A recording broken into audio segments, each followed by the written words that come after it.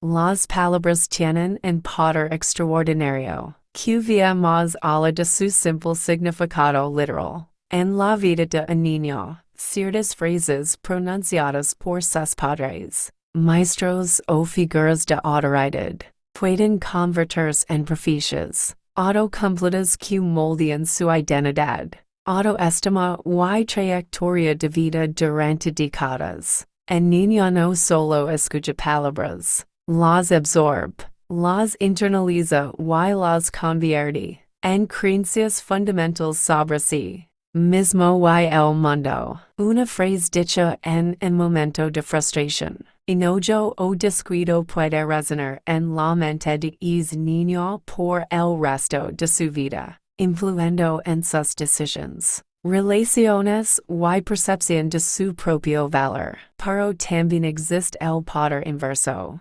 las palabras de afirmación, aliento y amor incondicional. Pueden convertirse en anclas emocionales que sostienen a una persona durante las tormentas más difíciles de la vida. Este artículo explora el impacto profundo y duradero de las palabras en la formación de la identidad infantil. La mente absorbente del niño. Durante los primeros ecos de vida, el cerebro de un niño es como una esponja que absorbe sin filtros críticos. No tiene la capacidad de cuestionar o analizar objetivamente las afirmaciones que escucha de las figuras de autoridad en su vida. Cuando un padre dice eres torpe, nunca haces nada bien, o yala nunca hubieras nacido. El niño no piensa mi padre está teniendo un mal día, y está diciendo cosas hirientes que no son ciertas.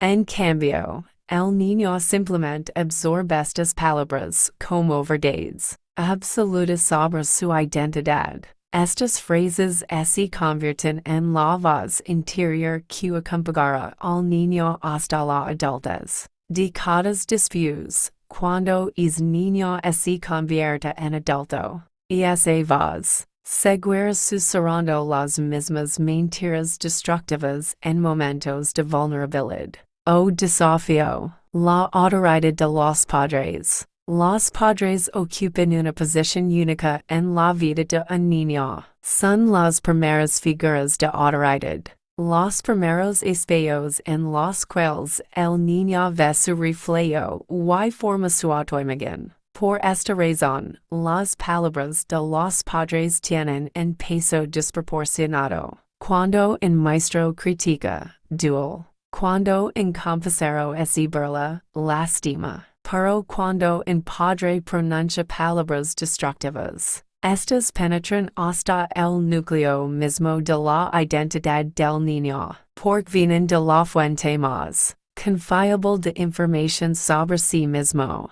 El niño razona inconscientemente, si mis propios padres, quienes se supone que me aman más que nadie, dicen que soy un fracaso, debe ser verdad.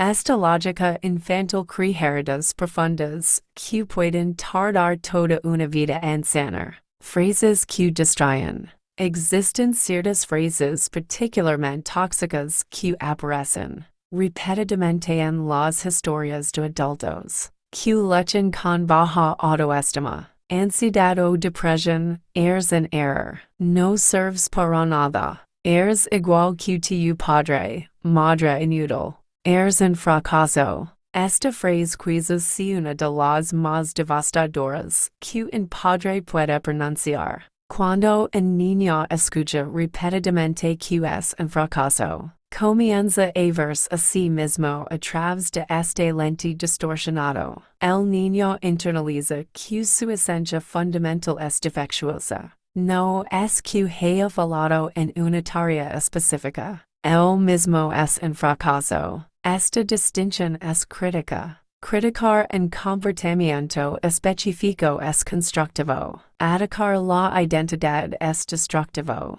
Adultos que crecieron escuchando esta frase frecuentemente desarrollan miedo paralizante al fracaso. Evitan tomar riesgos. no persiguen sus sueños y sabidurían su propio éxito. Porque internamente creen que el fracaso es inevitable y que está en su naturaleza. O ya nunca hubieras nacido. Pocas frases son tan devastadoras como esta. Cuando un padre expresa arrepentimiento por la existencia misma de su hijo, crea una herida existencial profunda que cuestiona el derecho fundamental del niño a existir. Los niños que escuchan esta frase a menudo desarrollan sentimientos profundos de culpa por simplemente estar vivos. Pueden crecer sintiendo que son una carga, que su presencia causa dolor a otros, y que el mundo estaría mejor sin ellos. Esta frase siembra las semillas de pensamientos suicidas que pueden manifestarse ecos o décadas después. Incluso si el niño no desarrolla depresión clínica, vivir con una sensación persistente de no pertenecer, de ser un error cósmico. Eres igual que tu padre, madre inútil. Las comparaciones negativas con un padre ausente, abusivo o problemático, son particularmente dañinas. Por crear una profecía autocumplida, el niño comienza a creer que está genéticamente destinado a repetir los errores de su padre. La formación de creencias centrales. En psicología, las creencias centrales son las convicciones fundamentales que tenemos sobre nosotros mismos, los demás y el mundo. Estas creencias se forman principalmente durante la infancia y actúan como lentes, través de las cuales interpretamos todas nuestras experiencias. Cuando un niño escucha repetidamente eres tonto, esto se convierte en una creencia central, yo soy tonto. Esta creencia luego filtra todas las experiencias futuras. Cuando tiene éxito académico, lo atribuye a la suerte. Cuando falla, lo ve como confirmación de su estupidez inherente. Las creencias centrales negativas creen un sesgo de confirmación, donde la persona busca inconscientemente evidencia que apoya estas creencias mientras ignora o minimiza evidencia contradictoria. Es un círculo vicioso extraordinariamente difícil de romper. El diálogo interno tóxico, las frases hirientes que escuchamos en la infancia, se convierten en nuestro diálogo interno adulto. Esa voz crítica que nos dice que no somos suficientes, que vamos a fallar, que no merecemos amor, es frecuentemente un eco de las voces de nuestros padres. Los adultos que crecieron en ambientes verbalmente abusivos a menudo reportan una voz interior extraordinariamente cruel que constantemente los critica, menosprecia y sabotea. Esta voz es tan familiar que ni siquiera la cuestionan. Simplemente asumen que están siendo realistas consigo mismos. La tragedia es que esta crueldad interna continúa el abuso mucho después de que el abusador original ya no está presente. La persona se convierte en su propio torturador, replicando los patrones verbales destructivos que aprendió en la infancia. Trauma del desarrollo. El trauma no solo ocurre por eventos únicos y catastróficos. El trauma del desarrollo resulta de exposición crónica a estrés, negligencia o abuso durante los ecos formativos. No los o los niños no loran. Esta frase aparentemente inocua enseña a los niños que sus emociones son inaceptables, que la vulnerabilidad es debilidad, y que deben reprimir sus sentimientos para ser amados o aceptados. Los niños que crecen escuchando esto frecuentemente desarrollan alexithymia, la incapacidad de identificar y expresar emociones. Como adultos, luchan con la intimidad emocional. No pueden procesar efectivamente el estrés, Y pueden desarrollar problemas de salud relacionados con la supresión emocional crónica. Los hombres que crecieron con esta frase a menudo enfrentan dificultades particulares, y que la cultura y los presiona a suprimir emociones. Esta doble presión puede resultar en depresión no diagnosticada, abuso de sustancias y tasas más altas de suicidio. Eres muy sensible. Invalidar los sentimientos de un niño, diciendo que es demasiado sensible. Enseña que sus emociones son exageradas, injustificadas o problemáticas. Esto crea vergüenza en torno a las emociones naturales. Los niños sensibles, que escuchan esto repetidamente, comienzan a dudar de sus propias percepciones y sentimientos. Desarrollan la creencia de que sus reacciones emocionales son defectuosas, lo que puede llevar a permitir maltrato en relaciones futuras porque no confían en sus propias respuestas emocionales. Esta invalidación también puede resultar en personas que constantemente se disculpan por sus emociones, que minimizan sus propias necesidades, y que priorizan los sentimientos de otros sobre los suyos propios, hasta el punto de autosacrificio destructivo. Debería dar vergüenza. La vergüenza tóxica es diferente de la culpa saludable. La culpa dice es algo malo. La vergüenza dice yo soy malo. Cuando constantemente le dices a un niño que debería avergonzar, creates vergüenza tóxica sobre su identidad. Porque no puede ser como tu hermano de. Las comparaciones entre hermanos son especialmente dañinas por crean rivalidad, resentimiento y sentimientos de inadecuación. El niño constantemente comparado desfavorablemente aprende que no es suficiente tal como es. Estas comparaciones también dañan al hermano favorecido, quien puede desarrollar miedo a perder. Es estatus privilegiado y ansiedad. Por mantener la aprobación parental, ambos niños sufren, aunque de maneras diferentes. Los adultos que crecieron siendo constantemente comparados a menudo luchan con envidia, competitividad destructiva en relaciones profesionales, y dificultad para celebrar los éxitos de otros sin sentirse amenazados o disminuidos. Mira a fulanito, él sí es inteligente, atlético, obediente. Las comparaciones con otros niños enseñan que el amor y la aprobación son condicionales y basados en el desempeño. El niño aprende que solo es valioso si supera a otros, creando una mentalidad de escasez, donde el éxito de otros amenaza su propio valor. Esto puede resultar en adultos que constantemente se comparan con otros,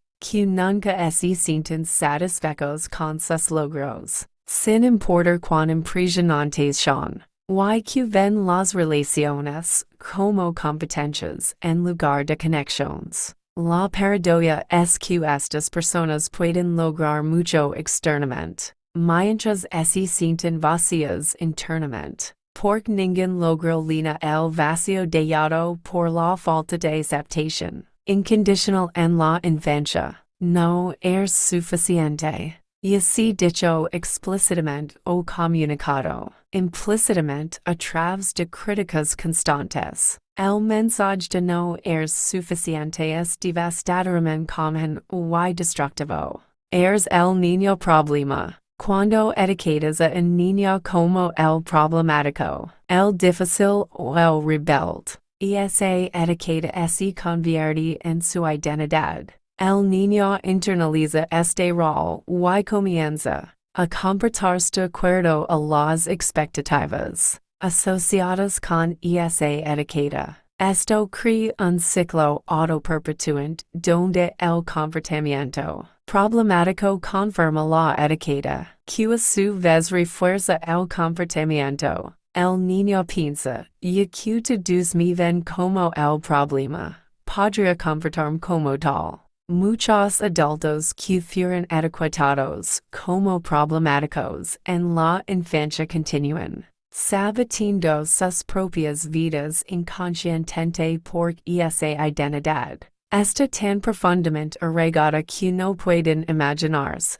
sí mismos de otra manera. Eres flojo de etiquetar a niño como flojo en lugar de investigar las causas subjacentes de su comportamiento, dificultades de aprendizaje, depresión, ansiedad, crea una narrativa dañina que el niño internaliza. El niño comienza a creer que su esencia es perezosa, que no tiene capacidad para el esfuerzo o la disciplina. Esta creencia se convierte en una profecía autocompleta donde el niño deja de intentar. Porque de todos modos, soy flojo. Como adultos, estas personas frecuentemente luchan con procrastinación crónica y no por realmente son flojos, sino porque la etiqueta creó una barrera psicológica entre ellos y el esfuerzo sostenido. Eres egoísta. La mar egoísta un niño que simplemente está expresando necesidades normales de desarrollo o estableciendo límites saludables en cena que cuidar de sí mismo es moralmente incorrecto. Te amo, pero double quotes comma. Cuando el amor está seguido de pero, el mensaje que el niño recibe es que el amor es conditional. Te amo. Pero mi decepciones comunica que el amor depende del desempego o comportamiento. El amor verdaderamente incondicional no tiene peros. Puedes amar a tu hijo completamente y en no aprobar ciertos comportamientos. Pero estas dos cosas deben comunicarse por separado. Los adultos que crecieron con amor condicional frecuentemente desarrollan relaciones donde constantemente intentan ganar afecto a través del desempego, nunca sintiendo que son amados por quienes realmente son. Haz lo que quieras, no me importa. Esta frase comunica abandono emocional disfrazado de libertad. El niño no escucha confío en ti para tomar buenas decisiones. Escucha, no me importas lo suficiente para guiarte o establecer límites. Los niños necesitan límites y guía para sentir seguros y amados. Cuando los padres se desenchantan emocionalmente, bajo la apariencia de dar libertad, crean inseguridad profunda. Estos niños a menudo crecen sintiéndose invisibles, no importantes. Y pueden desarrollar comportamientos de búsqueda de atención, cada vez más extremos, en un intento desesperado de hacer que alguien se preocupe. Lo hago por tu bien. Cuando el abuso o la crítica excesiva se justifica como por tu bien, crea confusión profunda en el niño. No puede distinguir entre amor genuino y maltrato disfrazado de disciplina.